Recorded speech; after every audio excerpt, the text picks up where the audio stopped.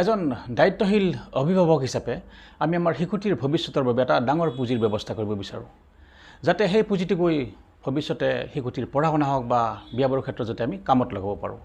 তাৰ কাৰণে আমি কি কৰোঁ? তাৰ কাৰণে আমি অন্য বিত্তীয় প্ৰতিষ্ঠান যেনে বেংক, পোষ্ট অফিচ ইত্যাদিত আমি টকা জমা কৰোঁ আৰু ভৱিষ্যতে গৈ এই আমাৰ জমা টকাৰ ওপৰত যিখিনি সুদ বা ইণ্টাৰেষ্ট প্ৰদান কৰে সেইখিনি লৈ গৈ যিখিনি পুঁজি জমা হয় সেইখিনি আমি কামত লগাওঁ।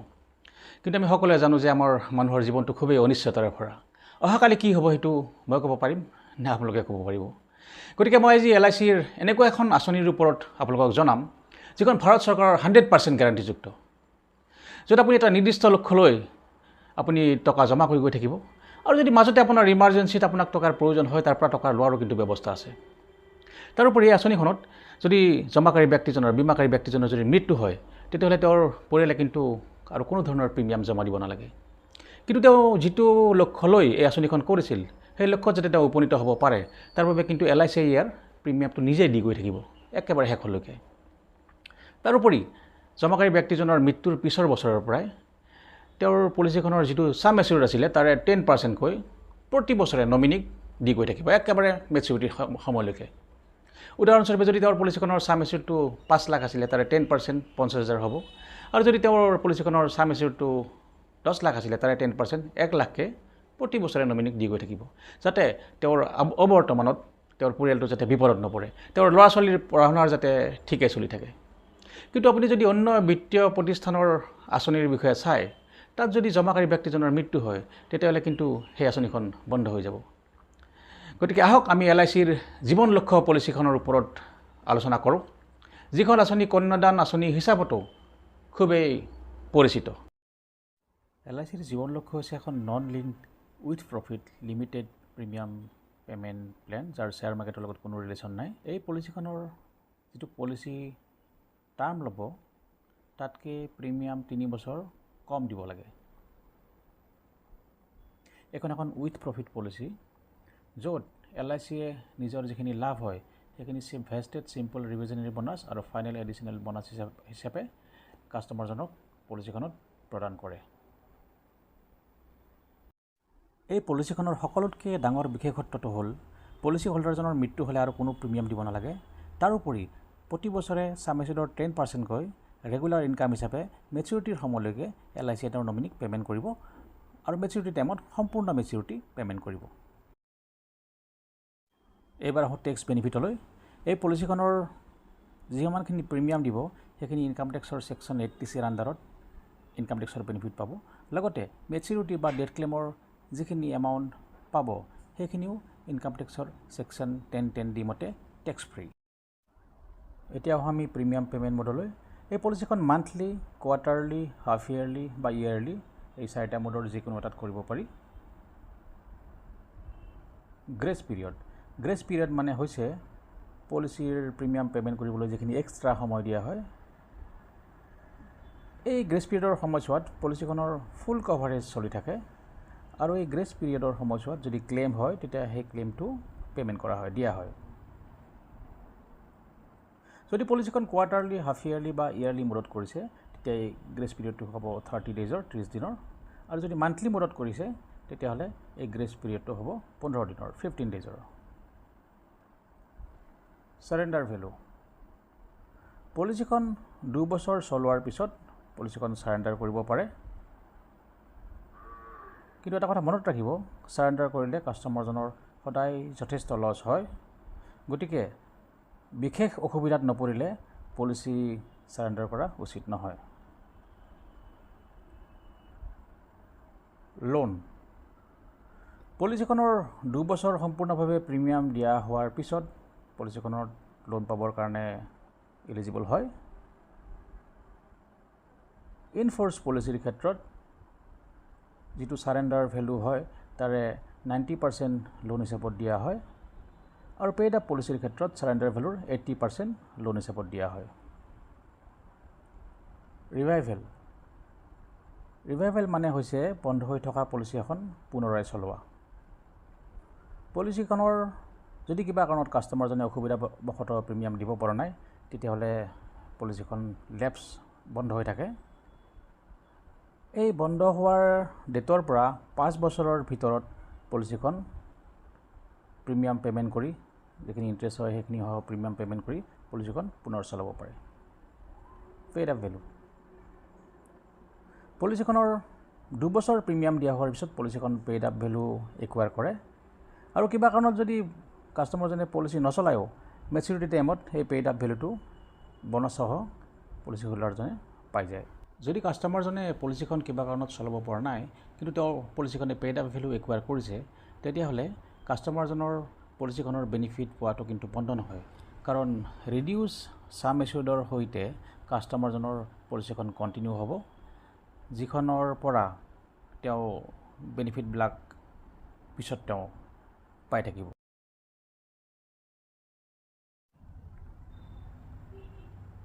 এইবাৰ আহোঁ আমি ইলিজিবিলিটি কণ্ডিশ্যনবোৰলৈ। এই পলিচিখন কৰিবৰ বাবে মিনিমাম বয়স 18 বছৰ হ'ব লাগিব। 18 বছৰৰ তলৰ ব্যক্তিয়ে এই পলিচিখন কৰিব নোৱাৰে।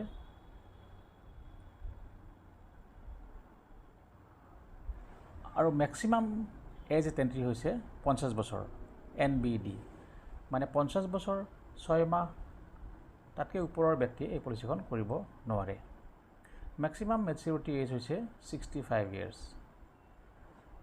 উদাহৰণস্বৰূপে যদি কোনোবা এজন 50 বছৰীয়া ব্যক্তিয়ে এই পলিচিখন কৰে, তেওঁ 15 বছৰতকৈ বেছি টাৰ্ম ল'ব নোৱাৰে, বা 45 বছৰৰ যদি এজন ব্যক্তিয়ে এই পলিচিখন কৰে, তেওঁ 20 বছৰতকৈ বেছি টাৰ্ম ল'ব নোৱাৰিব। গতিকে মেচিউৰিটিৰ সময়ত পলিচি হোল্ডাৰজনৰ বয়স 65 বছৰতকৈ বেছি হ'ব নোৱাৰিব। এবাৰ আহিম আমি পলিচি পিৰিয়ডলৈ। এই পলিচিখন 13 বছৰৰ পৰা 25 বছৰলৈকে টাৰ্ম ল'ব পাৰিব। 13 বছৰতকৈ কম টাৰ্ম ল'ব নোৱাৰে বা 25 বছৰতকৈ বেছি টাৰ্ম ল'ব নোৱাৰে।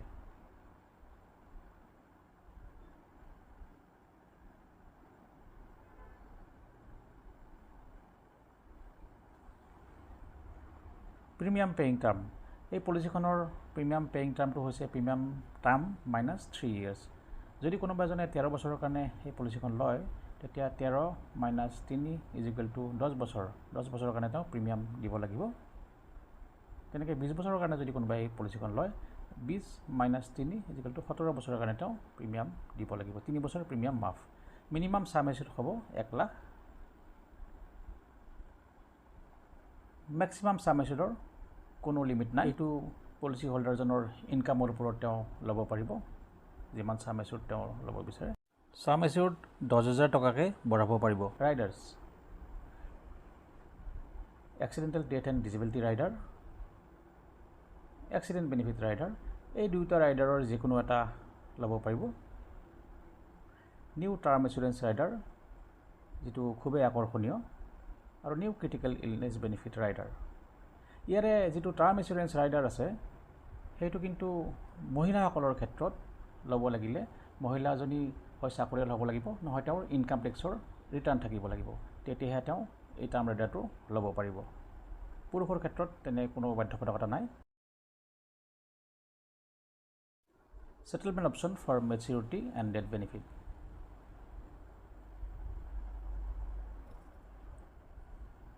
এই পলিচিখনৰ মেচিউৰিটি হ'লে বা ডেথ বেনিফিটৰ যিটো এমাউণ্ট পাব, সেইটো তেওঁ লাম চাম পে'মেণ্ট হিচাপত ল'ব পাৰে, যিটো একেবাৰতে দিয়া হয়, ওৱান টাইম পে'মেণ্ট। অথবা তেওঁ এই মেচিউৰিটি বেনিফিটটো বা ডেথ ক্লেইমৰ বেনিফিটটো তেওঁ সেটেলমেণ্ট অপশ্যন হিচাপত ইনষ্টলমেণ্টতো ল'ব পাৰে। তেওঁ এই ইনষ্টলমেণ্টৰ পিৰিয়ডটো 5 বছৰ বা 10 বছৰ বা 15 বছৰৰ কাৰণে তেওঁ চুজ কৰিব পাৰে। তেওঁ এইটো ফুল বা পাৰ্ট বা ইনষ্টলমেণ্টত যিকোনো এটাত ল'ব পাৰে, আৰু মাত্ৰ পলিচি হোল্ডাৰজনেহে এই অপশ্যনটো চুজ কৰিব পাৰে। নমিনীয়ে কিন্তু এই অপশ্যনটোৰ ক্ষেত্ৰত কোনো চেঞ্জ কৰিব নোৱাৰিব। এতিয়া আমি এই পলিচিখনৰ বেনিফিটবিলাকৰ কথা উদাহৰণসহ বুজিম। ধৰি লওক এজন ব্যক্তিৰ বয়স 30 বছৰ আৰু তেওঁ পলিচিখন 5 লাখ টকাৰ ছাম এচিউৰ্ড লৈছে আৰু পলিচিখনৰ টাৰ্ম লৈছে 25 বছৰ। ইয়াতে তেওঁ পলিচিখনৰ প্ৰিমিয়াম দিব লাগিব টাৰ্ম মাইনাছ 22 বছৰৰ কাৰণে তেওঁ প্ৰিমিয়াম দিব লাগিব তেওঁ 3 বছৰ প্ৰিমিয়াম মাফ পাব প্ৰিমিয়াম হলিডে যদি তেওঁ মান্থলি প্ৰিমিয়াম দিয়ে তেতিয়াহ'লে তেওঁ 1857 1857 টকা মান্থলি প্ৰিমিয়াম দিব আৰু যদি ইয়েৰলি মোডত প্ৰিমিয়াম দিয়ে তেতিয়াহ'লে 21820 টকা 21820 rupees তেওঁ ইয়েৰলি প্ৰিমিয়াম দিব তেওঁ টোটেল প্ৰিমিয়াম পে কৰিব গোটেই পলিচি টাৰ্মত 4,20,170 টকা আৰু তেওঁৰ মেচিউৰিটি ভেলু যদি চাওঁ আমি মেচিউৰিটিত পাব সাম এচিউৰ্ড সিম্পল ৰিভিজনেৰী বোনাছ আৰু ফাইনেল এডিশনেল বোনাছ সাম এচিউৰ্ড 5 লাখ সিম্পল ৰিভিজনেৰী বোনাছ 5.75 lakhs 5,75,000 আৰু FAB ফাইনেল এডিশনেল বোনাছ হ'ব 2.25 lakhs টোটেল মেচিউৰিটি এমাউণ্ট হ'ব তেওঁৰ 13 লাখ টকা ইয়াতে যিখিনি বোনাছ দেখুওৱা হৈছে সেইটো LICI জীৱন লক্ষ্য পলিচিৰ ওপৰত ডিক্লেয়াৰ কৰা বৰ্তমান বোনাছৰ ওপৰত ভিত্তি কৰি দিয়া হৈছে LICI প্ৰত্যেক বছৰে বোনাছ ডিক্লেয়াৰ কৰে গতিকে মেচিউৰিটি এমাউণ্টটো অকমান বেলেগ হ'ব পাৰে এবাৰ আমি ডেথ বেনিফিটৰ বিষয়ে জানিম পলিচিখন কৰাৰ দিনাৰ পৰা পলিচি টাৰ্ম শেষ হোৱাৰ দিনলৈকে যিকোনো সময়ত যদি পলিচি হোল্ডাৰজনৰ মৃত্যু ঘটে তেতিয়াহ'লে নমিনিয়ে ডেথ বেনিফিট লাভ কৰিব তেওঁৰ লগে লগে মৃত্যু হ'লে বা টাৰ্মৰ ভিতৰত যিকোনো সময়ত মৃত্যু হ'লে ডেথ বেনিফিট তেওঁৰ নমিনিয়ে লাভ কৰিব উদাহৰণস্বৰূপে ধৰি ল'লোঁ পলিচি হোল্ডাৰজনৰ পলিচি কৰাৰ দিনাৰ পৰা 5 নম্বৰ বছৰত মৃত্যু ঘটিলে তেতিয়াহ'লে পলিচিখনৰ যি বাকী দিবলগীয়া প্ৰিমিয়াম আছিলে সেইখিনি আৰু নমিনিয়ে দিব নালাগে সেইখিনি LICI দি গৈ থাকিব মেচিউৰিটিৰ সময়লৈকে আৰু পলিচিখন চলাই গৈ থাকিব আৰু 5 নম্বৰ বছৰৰ পৰা প্ৰতি বছৰে 24 নম্বৰ বছৰলৈকে সাম এচিউৰ্ডৰ 10% কে সাম এচিউৰ্ড 5 লাখ আছিলে গতিকে 5 লাখৰ 10% 50,000 কে প্ৰতি বছৰে ৰেগুলাৰ ইনকাম বেনিফিট নমিনিক দি গৈ থাকিব 25 নম্বৰ বছৰত নমিনিয়ে সাম এচিউৰ্ড অন ডেথ যিটো 110% অফ বেচিক সাম এচিউৰ্ড অৰ্থাৎ 5.5 লাখ টকা তাৰ লগতে সিম্পল ৰিভিজনেৰী বোনাছ ফাইনেল এডিশনেল বোনাছ এই গোটেইখিনি মিলাই টোটেল মেচিউৰিটি এমাউণ্ট 13 লাখ টকা নমিনিয়ে লাভ কৰিব জীৱন লক্ষ্য পলিচিটোৰ ডেথ বেনিফিট সম্পৰ্কীয় যিখিনি কথা মই জনালোঁ তাৰ ওপৰত মই এটা কথা এড কৰিম যদি বীমাকাৰী ব্যক্তিজনে টাৰ্ম ইন্সুৰেঞ্চ ৰাইডাৰটো লয় তেতিয়াহ'লে তেওঁৰ মৃত্যুৰ লগে লগেও কিন্তু টাৰ্ম ইন্সুৰেঞ্চ যিটো সাম এচিউৰ্ড সেইটো নমিনিয়ে পাই যাব গতিকে ইমান সময় আমি জীৱন লক্ষ্য পলিচিটোৰ ওপৰত জানিলোঁ গতিকে দেৰি নকৰিব খুব সোনকালে এই পলিচিটোৰ সুব্যৱস্থাখিনি